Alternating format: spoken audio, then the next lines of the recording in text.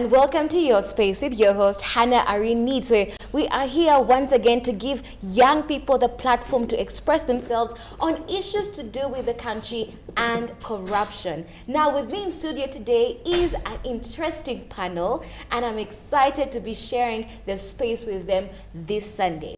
Now, on the previous episode, we were still talking about environment and the role that corruption plays currently in the country in relation to the environment and climate change. Now, we did get a lot of feedback and decided that we need to bring this conversation even further and dig even deeper. I'm going to allow the person at the extreme end to first introduce themselves, and then we'll get on with the show. Hello, how are you and how's your week been? Thank you so much, Hannah. Good evening, viewers. My name is Monica Achayo.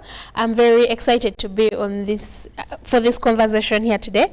My week has been wonderful, amazing, and I'm looking forward to the conversation today.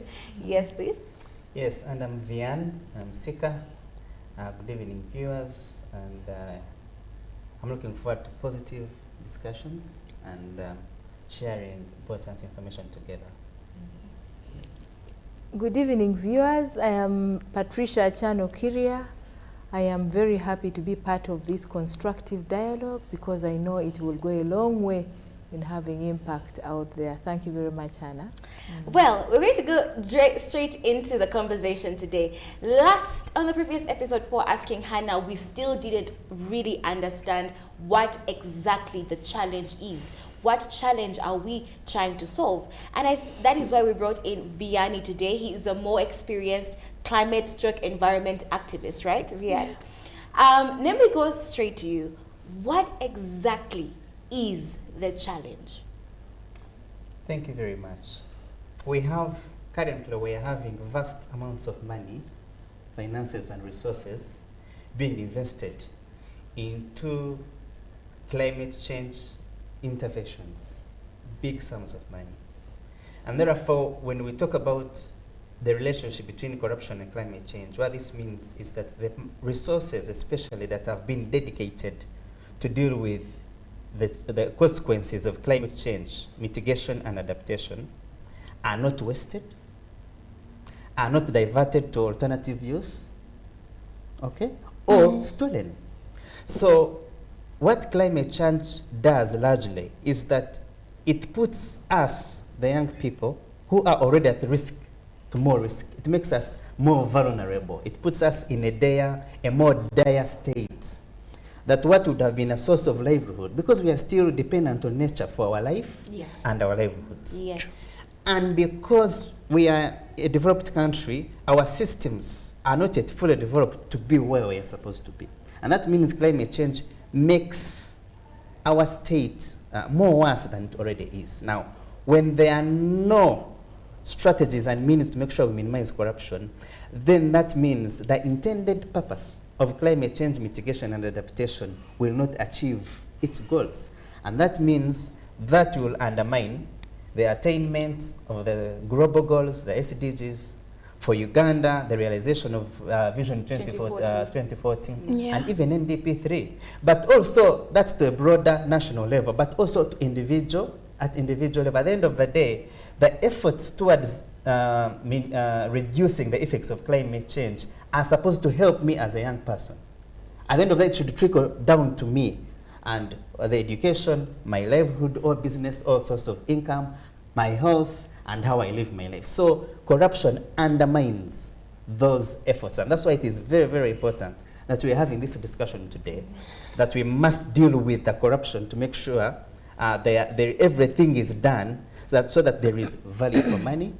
And these, again, I repeat, the dedicated resources for climate finance actually achieve the intended, desired objectives. Currently on ground, you talked about there being available resources. Are there available resources It doesn't look currently like on it. ground specifically for that?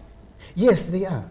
We've just completed the Nairobi Africa Summit, which basically to a larger extent highlighted a torch on the need to combat climate change, focusing specifically on Africa and specifically developing countries and the young people. And for Uganda, we know that the population dividend, that more than at least 70% of our population is under the age of 35. And that means, even if, like you said in the previous program, you focused on what government, the different legal frameworks that government has put in place. What that means is that there are resources specifically being dedicated to deal with climate change and its associated effects. And now when we say the role of corruption, we are saying, yes, all this is coming through. But we have things like corruption that may hinder or hamper these resources to reach, to fulfill their intended goal.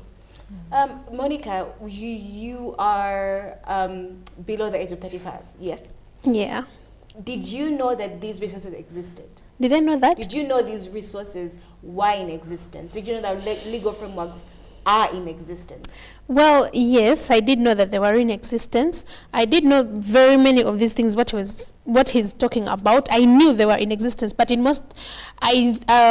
be honest, I thought they were more theoretically in existence than it is practically.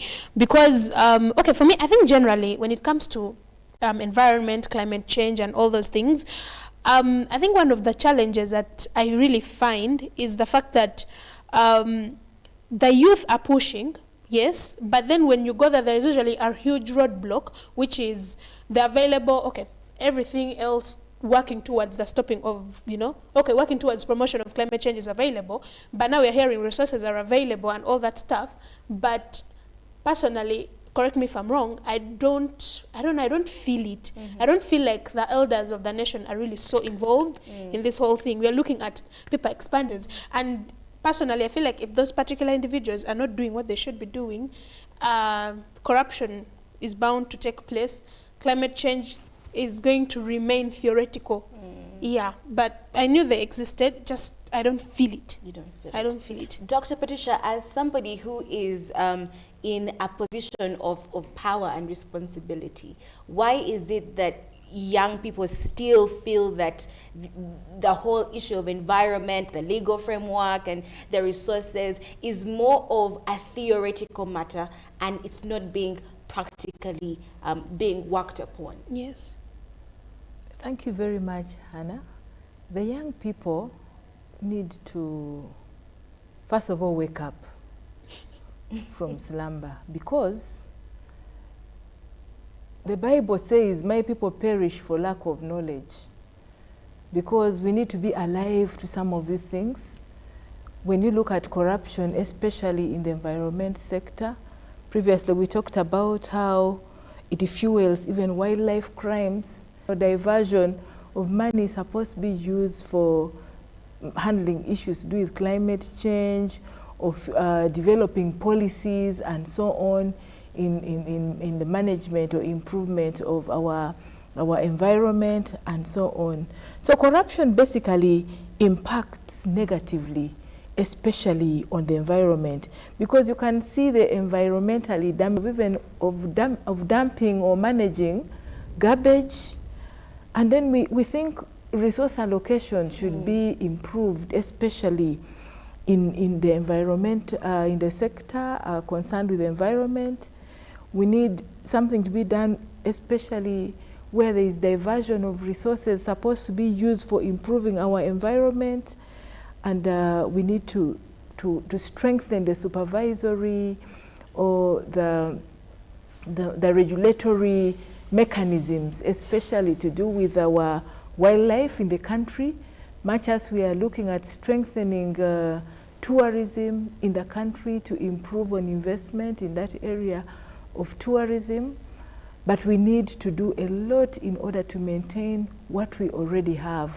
In order to do a lot, it's important for the youth to come on board and be alive to what is happening on ground, because when they are alive to what is happening on ground, we expect that they will come out and speak and report cases where there is corruption, especially in that sector. They will bring it to the responsible institutions for quick action. They will help us to quickly detect. And then they need to join in. Last time we talked about greening and planting trees and being responsible and not throwing garbage all over the place. Just responsible living. If I go to the washroom, I should leave it clean and neat. But young people, we need to talk more about integrity. That's why I've given the example of that who goes to that person who goes even to the loos. You should be able to leave it clean, not to just mess up the place and then the next user finds the whole place is in a mess. Even how we live at home, how do we manage garbage? Some people dump it on the roadside and we see drainages getting blocked. Now the El Ninos have come. We see drainage blocked. It is eating up on the road. It is causing more potholes. So it talks more into responsible living. The topic we have is guardians of the earth. We have been blessed with all this, and we have the responsibility to take care of our environment. And in so doing, we'll be taking care of even the human beings who live with us in this same environment. So it basically calls for more responsibility, but we also need to strengthen the supervisory mechanisms, the policy and legal mechanisms Definitely. that are in place in order to strengthen enforcement. Thank you very much. Let's take a break. We're going to be right back in just a few.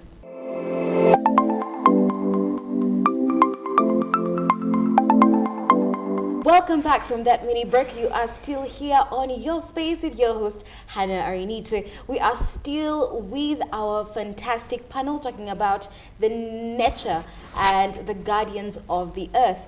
Now, Vian, I just need you to help us understand, how do the two affect each other? What is the interplay between the environment and our responsibility to the nation and corruption and us as young people? You see, if you get a fish and get it out of water and put it on land, it can't survive. And in the same way, if you got an eagle and put it in water, deep in water, it's not meant to survive in water, it is meant to survive in the air.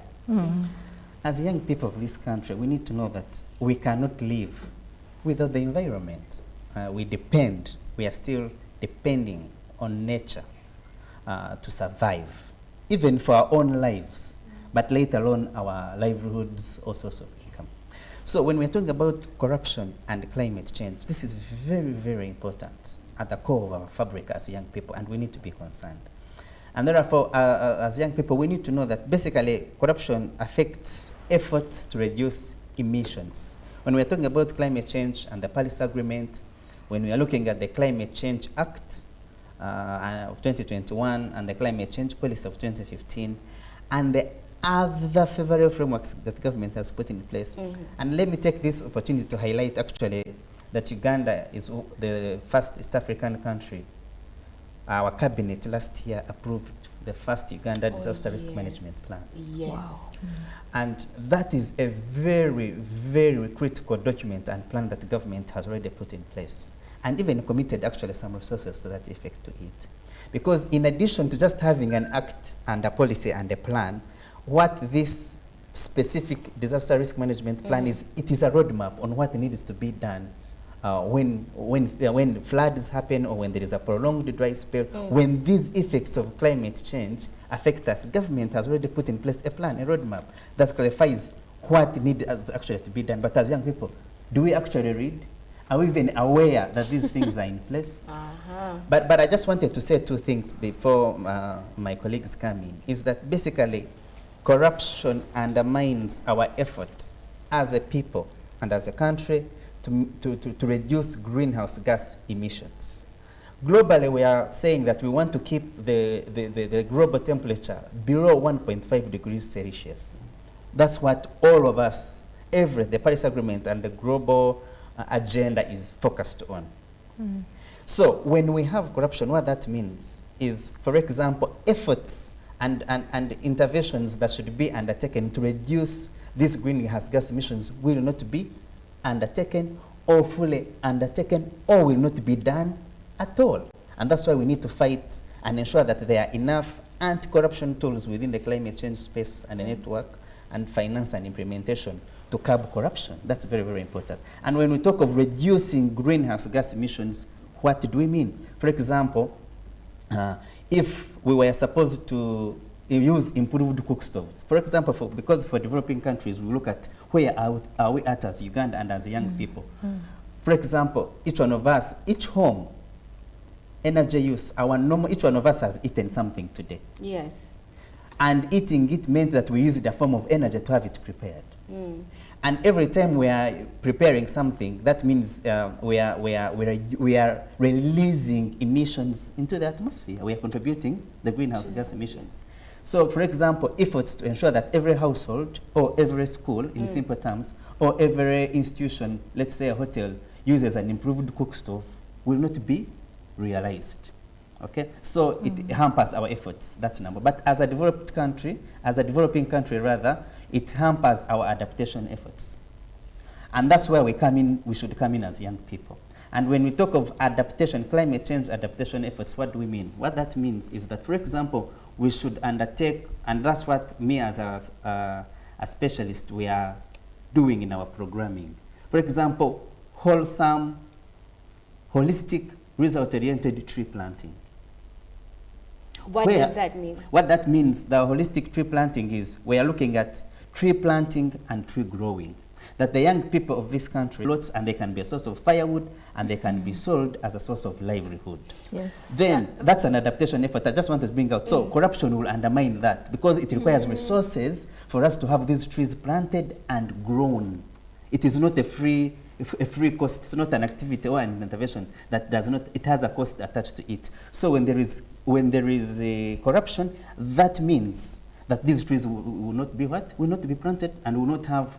And we depend on these trees for our survival. That's number. Number two, when we look at for example, sources of livelihood for our young people, when we look at beekeeping, even if you picked poultry farming, even if you picked normal farming, we depend on water, for example, and we are talking about reducing dependence on rain-fed agriculture so that people can use irrigation. That means if corruption is not dealt with, then we will not embrace these interventions like climate-smart agriculture, which can be a source of livelihood for the young people in this country. So that's why it is important we deal with it, but also, and I'm glad Dr. Patricia is here, we deal with the issue of corruption, make sure there are means, there are strategies, there are tools that will curb it down, that will reduce it, and if possible, eliminate it. So that the money that is intended, for example, to establish an irrigation scheme for communities in Karamoja,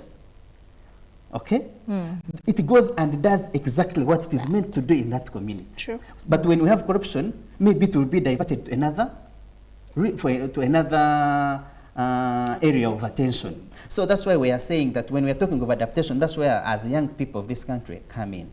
That whatever we do, we've been emphasizing issues of water for production, because for us we have vast sources of water. But water for production is where now we begin to utilize water for productive purposes, so that now it ceases to be domestic and becomes a source of livelihood for the young people. So that's why we are saying it is important in this climate change fight we deal with the issue of corruption. But also we need to know that as young people, that we need to be first of all empowered, that we need to be responsible. First of all, even me as a young person, you as a young person, what do you need to do differently from what our elders are doing? Let's come back to that. I love that you brought in the aspect of adaptation, and that's why I want to really pick a lot of our minds too, because this is something that we're going to actually go ahead and do after the show. So maybe I want to get a POV from you, Monica. Adaptation is something we have sung day in, day out, ever since nursery school, primary to university. Why do you think it is hard for the young people to undertake this as something that is very serious? I think a manner of presentation, the way it has been brought out to them or from a younger stage. Basically, the reason as to why you don't take something serious can be tracked to how was it brought to you, to your attention? What kind of packaging was it brought? Was it something that seemed like it's optional, not urgent, something that someone else can do? You know, if you don't do your part, it doesn't carry the same, the same weight. So I think one of the reasons as to why we are even, like Dr. Patricia said, the youth have a certain kind of waking up to do, is because there are certain conversations that we weren't introduced to at a young age. I remember back in primary, we used to talk about forestation, afforestation, reforestation, but we used them as terms to pass SST. we did not go down to the practical bits of what Of does this understanding actually why. mean. Yes, and what is my part and lot in it. So we passed and went ahead, and of course, you find now as a student in senior 4 no longer has conversations of afforestation, reforestation, and all that stuff, because the conversation has changed, but the language or the importance of the information that was being passed on was not retained back in the day. So that is why we are having issues with adopting. So, Dr. Patricia, should we be pointing fingers at the education system, people, you know, who are in charge of crafting that space for us? Well, thank you, Anna. You realize, like from what Vian has explained, corruption poses a threat not only on the people, but on nature, because people depend on nature for survival. So it damages the environment, it damages the flora and fauna, it affects even the economic development in a country. Now, where there is corruption, we need to come up with proactive measures to quickly detect and quickly fix. We, in the Inspectorate of Government, have been handling cases, especially to do with the development response in refugee hosting districts, where some money has been allocated by the Office of the Prime Minister for communities to take the initiative and plant woodlots. Woodlots, for reasons Vianney has given, for survival, for firewood, for charcoal, and even for business purposes. But you find that the people who are supposed to do that sometimes just use that money for other purposes, and yet it's for their own benefit.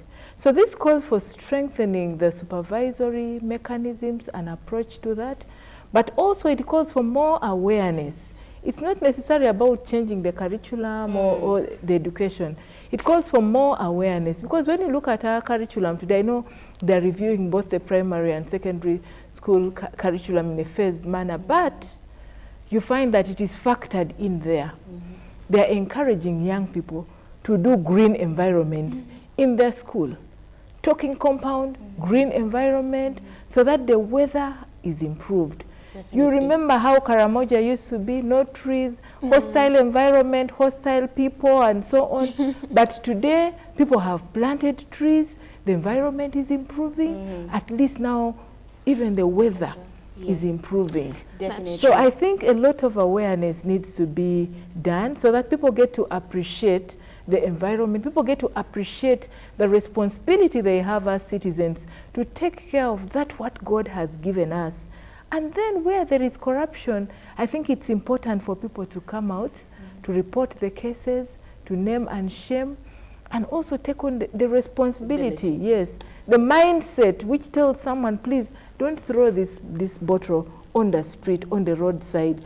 Please, responsible behavior to take care of your environment and even the people around you. Yes. This conversation is quite big. Allow me to say bye-bye for this episode. See you again next Sunday, same time here on Your Space. We're going to be having further discussion on this. Bye-bye.